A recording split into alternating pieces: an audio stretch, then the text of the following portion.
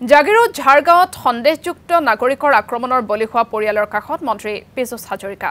পৰিয়ালটোৰ লগতে সমগ্ৰ অঞ্চলটোৰ পৰিস্থিতিৰ বুজ ললে মন্ত্ৰীগৰাকীয়ে সন্দেহযুক্ত নাগৰিকৰ বিৰুদ্ধে কঠোৰ ব্যৱস্থা লোৱাৰ কথা ঘোষণা কৰে মন্ত্ৰীগৰাকীয়ে এনে অৰাজকতা চলিবলৈ দিয়া নহব বুলি সকিয়নি মন্ত্ৰী পীযুষ হাজৰিকাৰ বিশেষ সম্প্ৰদায়ৰ লোকৰ অত্যাচাৰত ঘৰ এৰিবলৈ বাধ্য হৈছিল এটা পৰিয়াল সন্দেহযুক্ত নাগৰিকে চোকা অস্ত্ৰৰে আক্ৰমণ কৰিছিল পৰিয়ালটোৰ সদস্যক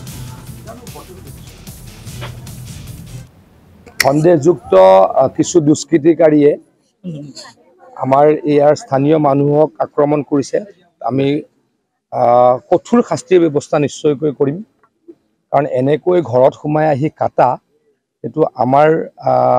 কালচাৰ নহয় এটো বাংলাদেশী কালচাৰ সেই কালচাৰৰ বিৰুদ্ধে আমি সিৰিয়াসলি কাম কৰিছো এতিয়ালৈকে 11 জন ব্যক্তিক আমি এৰেষ্ট কৰাইছো বা পুলিচে কৰিছে আৰু কঠোৰ শাস্তি দিবলৈকে আমি যিমান কৰিব লাগে কৰিম এনেকৈ অৰাজকতা অন্তত আমাৰ সমষ্টিত কৰিবলৈ কাকো দিয়া নহব অৰাজকতা কৰিছে তাৰ বিৰুদ্ধে কঠোৰ ব্যৱস্থা লবলৈকে প্ৰশাসনক নিৰ্দেশ দিছো আহ্বান জনাইছো পৰৱৰ্তী সময়ত যাতে